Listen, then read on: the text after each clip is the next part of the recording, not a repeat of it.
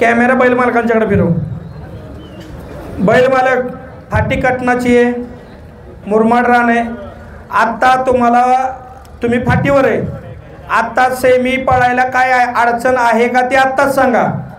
पळाई सगळे तयार आहेत का? योगा गेली ही तिसरं वर्ष आहे, मैदानचं फायनल होत नाही।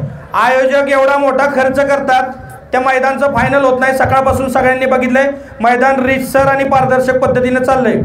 जर तुम्हाला फाटी आज पळण्याच्यासाठी योग्य वाटत नसेल, कुणाला वाटत असेल की बैल पडतील किंवा कुठल्या बैलाला इजा होईल, तर आपण आज थांबू आणि हे सेमी आणि फायनल उद्या सकाळी 9 वाजता इथं घेऊ।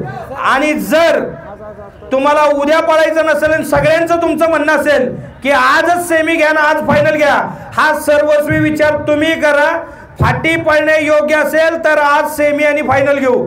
आणि जर तुम्हाला वाटतंय कुठे शंका कुशंका असेल की बैल एखादा कुठल्या बैलाला इजा होऊ शकते, तर ह्याच ठिकाणी सकाळी 9 वाजता सर्व सेमी आणि फायनलचा फेरा इथंच होईल।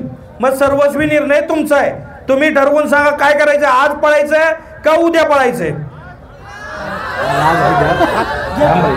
4 वाजले अजून 15 सगळ्यांनी हात वर करून सांगा जर आज पळायचं असेल तर। जवळपास 47 गाड्या आहेत आणि त्यांची जवळपास 95-96 बैल आहेत, त्या सगळ्यांना मान्य आहे का आज पळायचं? परत उद्या उठून कोणी म्हणायचं नाही की आम्ही नव्हतो म्हणून। सगळ्यांना आता माईक वर पकडून सांगतोय अजून 15-20 मिनिटं थांबू आपण। आता 4 वाजलेत, आपल्याकडं 4:30 वाजता आपण सगळे सेमी खाली पाठवू।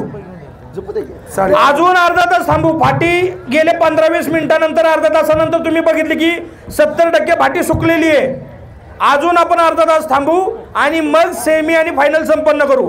आणि जर तुम्हाला शंका कुशंका असेल तर आयोजकांनी 2 दिवसाची परमिशन घेतलेली आहे।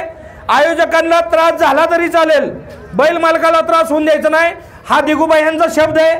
दिगूबाई यांनी सांगितलं पैलवान आपल्याला फायनल घ्यायचंय, जर बैल मालकांना अडचण वाटत असेल तर फायनल आपण उद्या सकाळी सेमी आणि फायनल इथं घेऊ। मग हे निर्णय आता तुमचा आहे, तुम्हाला पळायचं असेल तर आता आपण अर्ध्या तासानंतर सगळे सेमी घेऊ साठी। ओके धन्यवाद। गाड्या रुपये घ्या सगळे सेमी 4:30 सगळे सेमी 4:30 सगळे सेमी खाली जातील।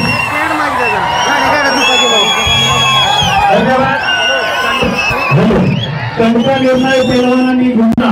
दिग्विजय भैया आपण बैलगाडी मालकांचा विचार करून खऱ्या अर्थानं योग्य निर्णय या ठिकाणी घेतला आणि स्वर्गीय पतंगरावजी कदम साहेबांच्या भूमीमध्ये आम्हा सर्वांची इच्छा होती या वर्षी तरी फायनल व्हावा आणि दोन्हीला केसरीचा किताब बैलगाडी मालकाच्या नावावरती जावा आणि तो 18 साल पूर्ण होतोय आणि पाऊस सुद्धा थांबतोय।